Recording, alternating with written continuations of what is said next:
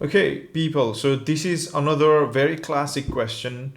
Starts with rates of change, okay, and then goes into a differential equation. So it's really interesting, right? A very ideal combination and a very super classic exam question.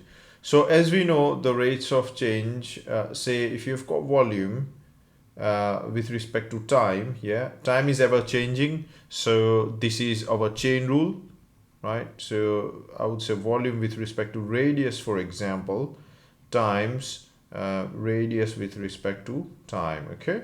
So this is what we're going to look at in this question. You've got a balloon here, so that's why volume and radius, okay? I hope this is making sense. Now we're going to start plugging into the second part of the question, or the main part really. Okay, now as you can see over here, we are talking of volume of a sphere, okay? So that would be ideally, well, volume is V is equal to 4 by 3 pi r cubed. That's something that you need to know, okay? A spherical shape here, all right? So that's the volume. Now with these kind of questions, we want to think what's the most logical thing that we can do, okay? So the first thing is, look, we're going to use this, okay? So if I have volume, then I'm going to just differentiate that with respect to radius, okay? Every correct thing that you do here will give you some marks, okay? So we've got this, so I can cancel this off, and that leads to 4 pi r squared, all right? So I've got that. So that's my first step. Now, if I look at the equation, then I'm given that the volume is decreasing. Now, if nothing is mentioned, rate of anything always changes with respect to time. So time is ever changing. So I'm going to say, well, volume is decreasing at a rate. So I'm going to say for example, minus c here. Okay. So we've got two equations here. That's the first one. That is the second one. All I need to now do is simply plug into our rates of change. Yeah. So if you put in the values, then I've got minus c equals 4 pi r squared times the dr by dt. Keep an eye on the question and what you're required to do. Okay, you are required to do this. So if I rearrange this, then I get dr by dt equals minus c over 4 pi r squared. Now c being a constant and 4 pi being a constant, I can replace all of those with k over r squared equals dr by dt, okay, where I could easily say k equals minus c over 4 pi as a constant, or rather plus c over 4 pi, or just c over 4 pi, because the minus stays constant. So that's the first part done. I hope that is easy. Now here's an important thing about the second part.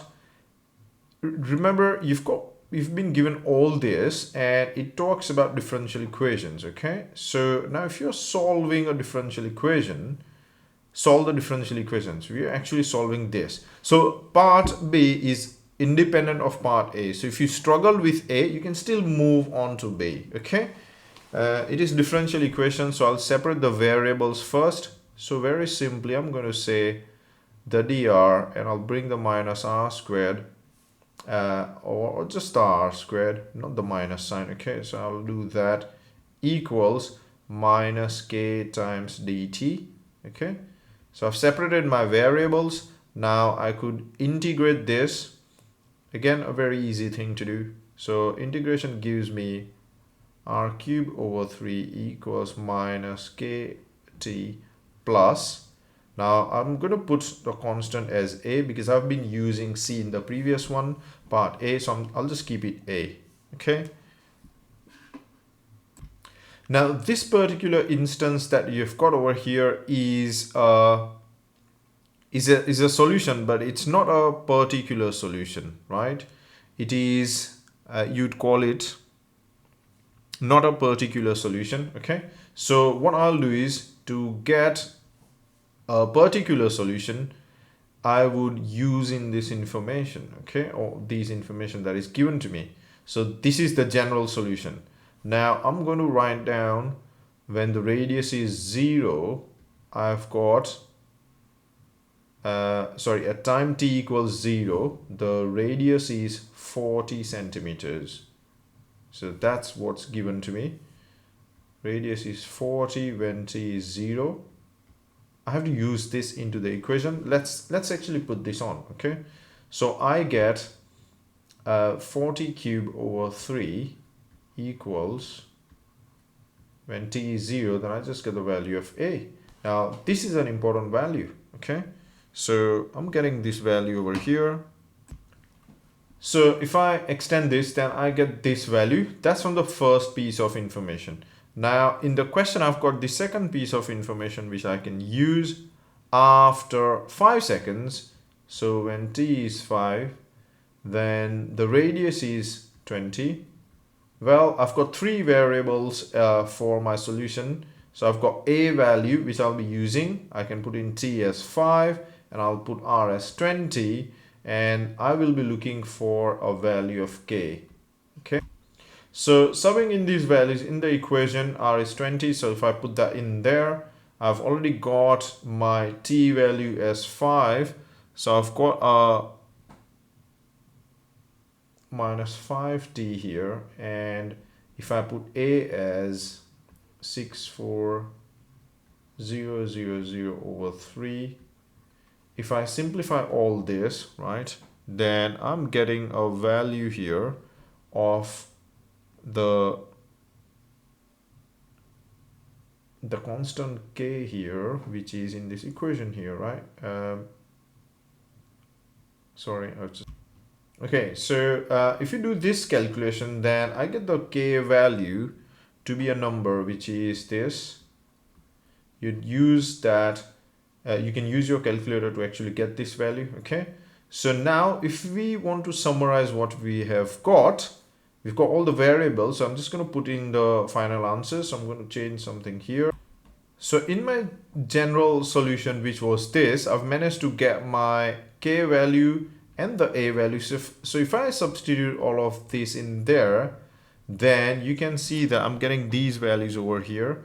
Okay, so if I put in the values, then I've got the 6400 over 3, right, over 3 minus the 11200 times t over 3. Okay, now because the 3 is constant on both the sides, I can multiply both the sides by 3, so essentially I get rid of this. Okay, so that gives me r cube is 6400 minus 11200t.